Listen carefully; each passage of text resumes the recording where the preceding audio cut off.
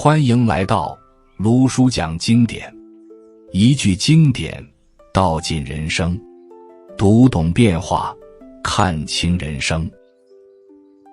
在很久以前，有人问佛陀，如何才能真正理解世间万物的本质，不被名利、感情与烦恼所困？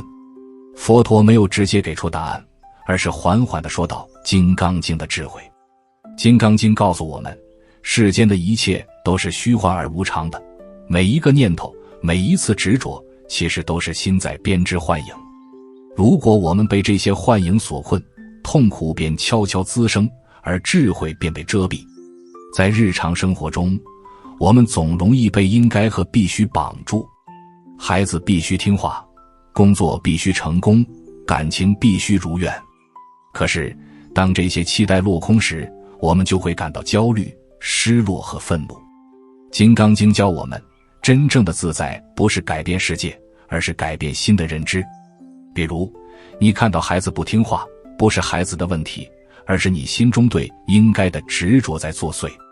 当你放下这种固定的期待，尝试理解孩子的本性，和他们的互动就会柔软而自然。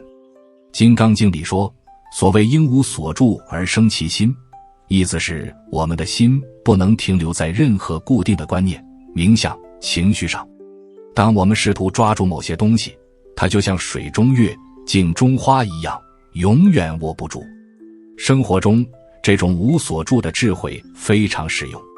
你在工作中遇到压力，不必苛责自己一定要完成完美；在关系中遇到冲突，不必执着于对方一定要如你所愿。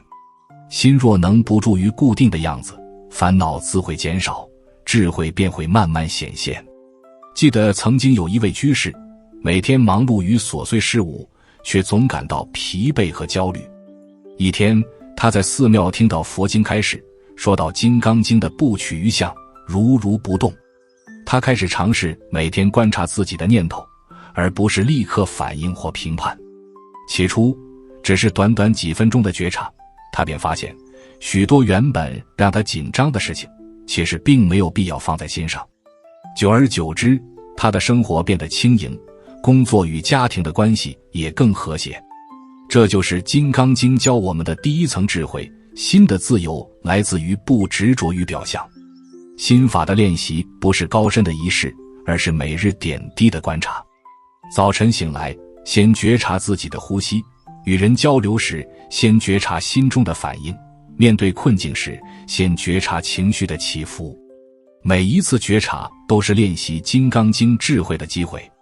它告诉我们，世界的表象虽然真实可感，但它不是我们的全部。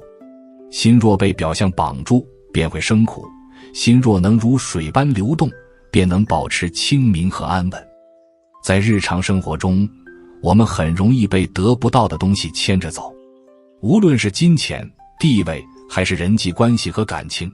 当他们不如意时，我们心里就会生出失落、焦虑，甚至愤怒。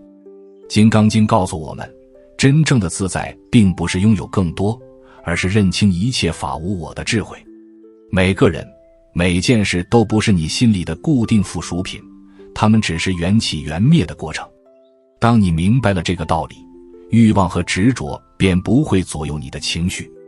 有一次，一位居士向佛陀倾诉，他在工作上屡次受挫，心里总觉得不公平，甚至对同事产生怨恨。佛陀并没有直接安慰他，而是讲了一段话：一切法本来无自性，不应执着于个人得失。那位居士听后，并不是立刻释怀，但他开始尝试每天观察自己对得失的反应。慢慢的，他发现原本让他烦恼的事情，其实并没有伤害他本质的自己，只是心里起了波动而已。于是他学会在遭遇挫折时，先停顿几秒，觉察情绪的来去，而不是立刻陷入评判和抱怨。这就是《金刚经》教给我们的第二层智慧，认清万物无我，心不被名利所缚。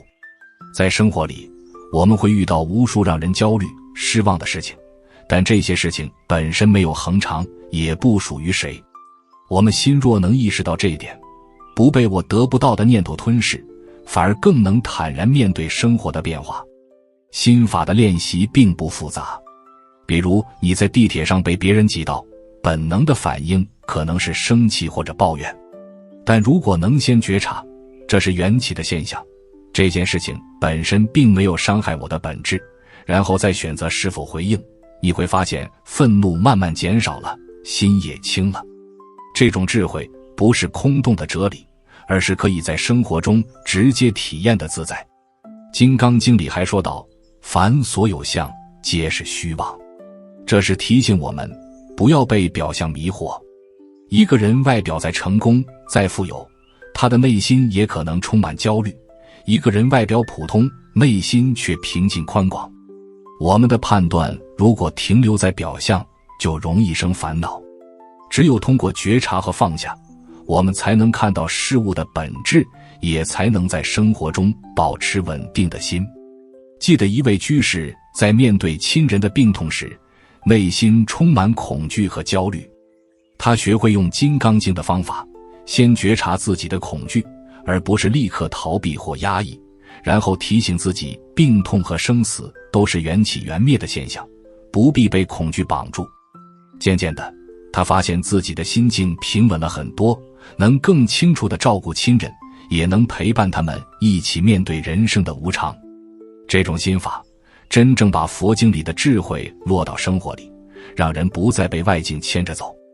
在理解了心不住于相，也明白了万物无我之后，我们会发现，真正的智慧不仅仅是内心平静，它还体现在我们与世界的互动中。金刚经里讲到应如是布施，不住于相，意思是说，当你帮助别人，给予他人时，不要执着于我做了好事或者别人是否回报我。布施不仅是物质上的给予，更重要的是心的释放，放下自我，放下功利，才能真正获得自在。生活中，我们很容易陷入付出要有回报的循环。朋友、家人、同事，我们常常心里计算得失，我帮了你，你是否感激？我付出了，你是否理解？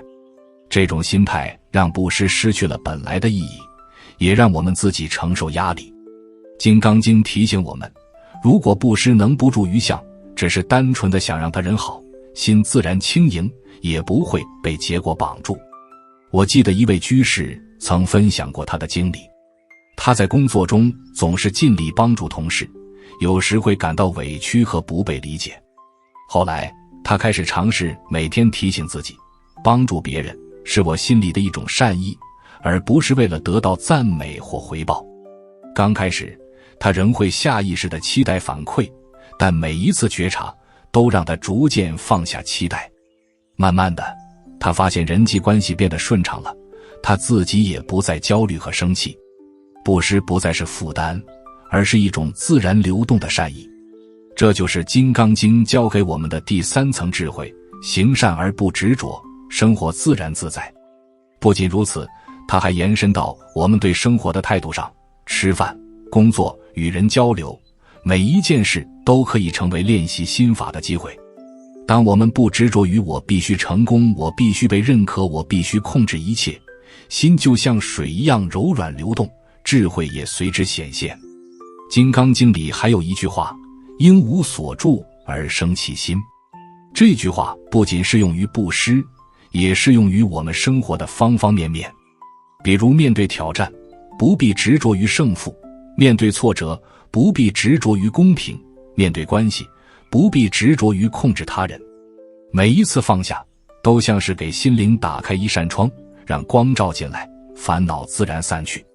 有一个故事印象很深，一位年轻人因事业失意，情绪低落，甚至想放弃。他开始每天练习《金刚经》的心法，觉察自己的念头，不被表象所困，不执着于得失和评价。几个月后，他的心态发生了微妙的变化，面对挫折不再恐慌，面对批评不再抗拒，面对机会也能坦然应对。他的人际关系改善了，工作也逐渐顺利。最重要的是，他感受到了一种从未有过的内心自由。这种自由正是《金刚经》所强调的不住相而自在的境界。在生活中，我们不必追求完美，也不必苛责自己。心法的练习是每日点滴的积累，觉察呼吸，觉察念头，觉察行为，观察情绪，而不是被情绪牵着走，善意待人，而不执着结果。每一次练习都是一次自我解放，也是在生活中体现《金刚经》智慧的实践。回顾这一路的讲述，我们已经慢慢理解了《金刚经》的3大重点。第一，心不住于相，学会观察和放下，让自己不被表象绑住。第二，一切法无我，不被名利、得失和外境左右，让心保持清明和平稳。第三，行善而不执着，不求回报，将智慧落实到生活的每一个瞬间，让心自在而宽广。把这3点融入日常，其实就是在练习一种生活的觉察力。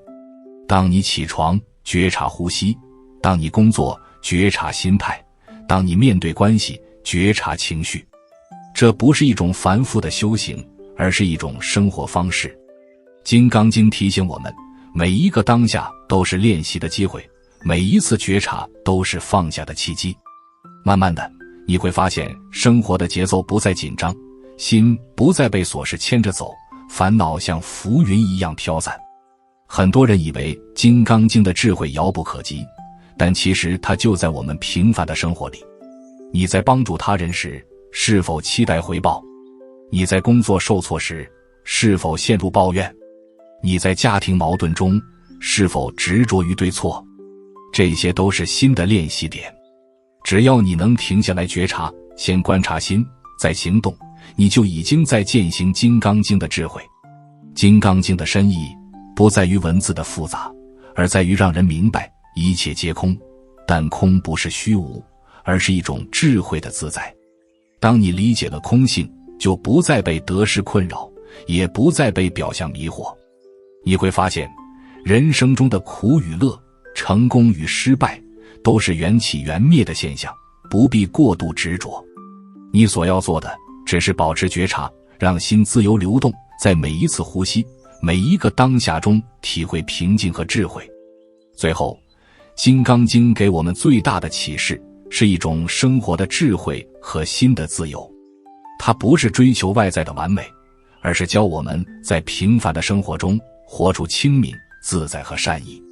每一次觉察，每一次放下，每一次善意布施，都是向内心深处的自由迈进的一步。所以，当你面对困境，不必恐惧；当你面对压力，不必抗拒；当你面对关系，不必执着。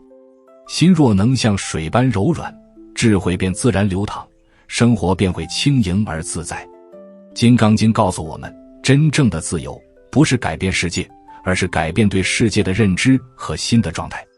在日常的点滴中练习《金刚经》的智慧，让心不被表象束缚，不被名利所困，不被回报牵绊，你会发现人生原本可以如此轻松明亮。人生的苦与乐，得与失，聚与散，都如浮云过眼。重要的是在每一个当下，保持觉察和善意，让心自由而安稳。《金刚经》教我们，生活的智慧就在呼吸之间，在每一个觉察的当下。学会放下，学会觉察，学会善意布施，你的心就会越来越宽广，越来越自在。智慧不是外求，而是内在的觉醒，是生活中不断练习的结果。只要心能自在，无论世界如何变化，你都能保持清明和平稳。卢叔送你一句话作为结尾：修行的智慧不在远方，而在当下。观察自己，放下执着，善意待人，这才是通向自在与平静的唯一道路。如果这一集对你有所提醒，欢迎订阅卢叔讲经典，并开启小铃铛，让经典的话在你需要的时候再次出现。用经典照见人心，用时间验证智慧。我们下节课再见。